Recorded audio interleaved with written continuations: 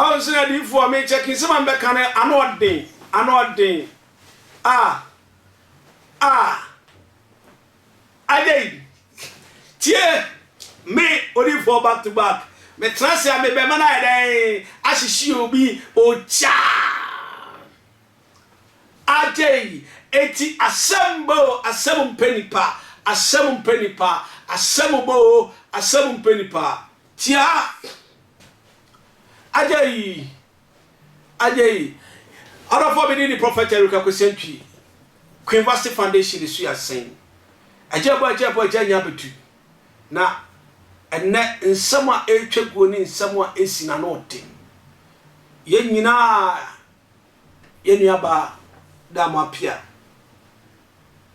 Odi nyamana sembi da mo Appiah ya keka amafo nsama na anabna ede ne ho information beto abontin. Da mo Appiah ya na eko create problem between na anabna ne osu bempa.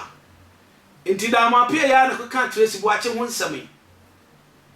Da mo Appiah timi asori ti kwakubofour atem enti chese osoro to fama aboa bia obi atwisikan kotwa bi ho da mo Appiah oyoba se trend na pedia amoa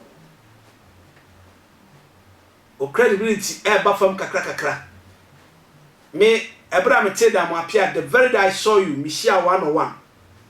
Me ka baby Michelle sorry bi. Me ko program mo. I prophesy you. Na me ni mo so ni me da. But se sofo prophesy dia.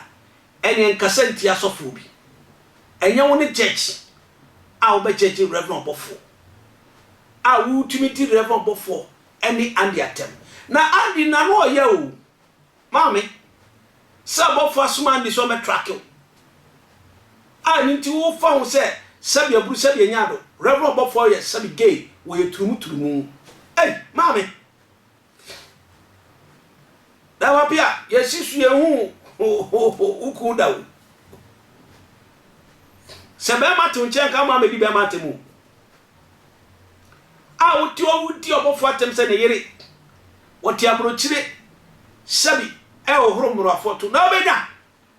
mi odi fokura metie enna me kwa abrochire na yama me kokore se me kodwa ma sika o meyo mami what check record there Queen Siara no ti abrochire ndwa yo abrofo na sum no Obofour na wudi na tem no se wuku anka wo mami se wubusuani nya wukumpo na wubusuani a unya asema ba kofre no de ni onyam keke beta awochi wo de ni onyam keke beta awochi da mo Appiah media nyana na bra kwa kamini se da mo Appiah konkonseni sa because na bra na do kwa so na me be preach wa me prophesy wo no e na odi be ma tam sa no e da asemi Oba totudro betonto tu ontwene dem Oba tontrowa onto tudro onto tu ontwene dem eni wiai etibiti obi ba be matem se obi kotina kota da mo Appiah anaya na se social media na ye musa ewurati da mo Appiah onwini owo paso na mewu ada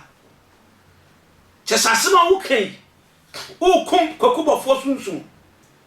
andi na wo kana sem se Obofour bo ne pa no na no ya so ba no bedi watem a onhwe ba bia o di watem akọ obeka nsem a ebeku hu fie be tarnish image wan san ya yedi na Appiah na ni person animu ena na bra ni ku na ma wo da Appiah da Appiah amudu ura ousu be mpawo medimedi sena na bra na de okoy ali asemni wo timo no sabe emma papa egu Obofour na ase o preach kyerɛ ono kanya nsasam kyerɛ wo nka ho enti wodi Reverend Obofour atem say maame umfere ade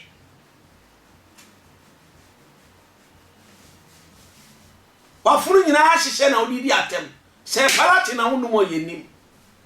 adu sɛ dwan kana no kura ni hewo sɛ no kura wo ma we mu a mame chia me soft penny prophet one touch soft one touch bra ko fiase no Ghana fo nti no papa ne semi won mo beka o okasa no su papa now you a great man of God be Ghana fo pe kwan do ba from ebi ne ye Reverend Obofour yi and na say what na say and na say eh enti Ghana mama ni so ade say ti na munya ku no why na go fa ni anso say wudi Obofour atembe ma bo frati o enti o me fa o opa na twitwi na yase ya na obefa no do akotwitwi monu mun sa bon anko bi o mun sa po na di sa sabia buru sabia nya obi o twa nsa no otwitwa no na odi nsa mfun sei na nyoba ho fe no ma wa ho fa nkyere usuban tipo me pesa na cassette oba but wa mu de mu tie da mo Appiah na no mu nsam kakra bi awo frɛ memma sɛ mu ande etrumu Obofour etrumu sabi so Obofour ni ande ada ma sabi ni trumu nyina sabi epru am affecting again na yɛsɛ ande ne ho du sa da mo Appiah but mun chi no ne no mase ma advice ni betufo ni betufo no wankasa unya bo no mese o camera de bi nti some way somehow no wetie futuo no ko wankasa unya vim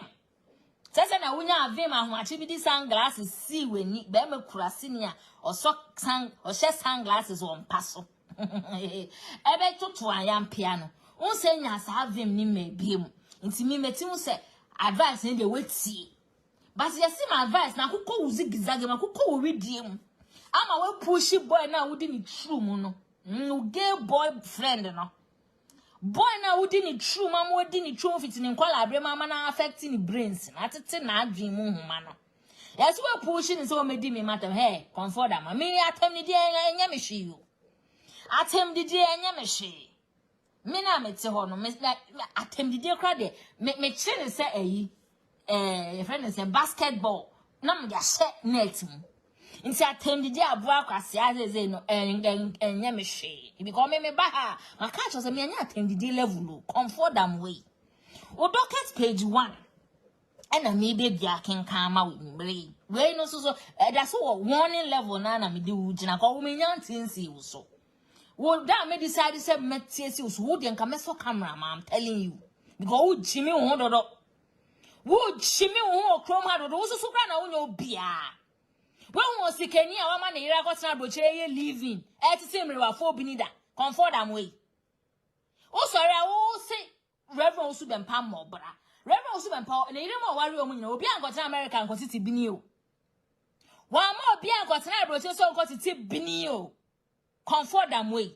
no na ire mo ne netifie na dema wa sorry abo ma ko homa wo ti hoi wo na asie so wo sika enso me sis me hu sika ni bia na iriti abroche ye living etiti mrewafo bini comfort am afo say enim say o you living o ya America ho ofo say enim say living na wa mana ko tena America ho o ye won you are very useless so shut the fuck up onyo bia esa fo wo kroma eyi I just say mama me mo mrante akuradi mrante o mo ye umate fo bi mu kure susa sen ho cheda ono ne yiri ruby me ne ko school mi schoolmates won say ruby akotena America o titi bini o ye living na comfort am cheda Ghana for him as I am freedom no won say ne yiri ruby amia me ne ko school won say akotena broche titi bini won say chairman won to me yiri no mienu ahofefo ma waware o mani monyam ni be ma meye di ne chi won so o mu gya ne ho akotena America so o mu ye living ehu o odin unika pre tie akwa no tum na wo scammers 419 scammers boys idi omusika be fa account mu na oji u percentage a na dia betina social media be dwa wenum se wo waye apu ye ni wenum wate comfort da mo midday mo se ni wenum na me atma age kra bra ma bono wo time we di 35 no na wo mo obi comfort da ma wo fie na wo simu no sa fie ni bi na me di 33 years me see you me ye party bia no check ase hunye sa fie na wo timu wo traza ko road ne so no eno bi na me di 33 years akola ketwa me see ye me compound crash so sen wo de me compound so sen wo de so shut the fuck up ebra me mapo at 35 see am 35 years ebra mapo at 35 years who did 35 no abobi na unti e friends emem abeni woni enwo ne impremre ni mrechire na na eti nwurem na wo ye kasa na me so ba atabora ye hu nte ye sa wo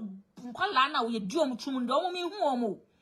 omo be jimi omo wo na me ba expose you wo na me ba deal with you because you are nobody, so shut the fuck up. Wo yire ni din kro ti me spell wo yire na oton ice kenke na wo ware no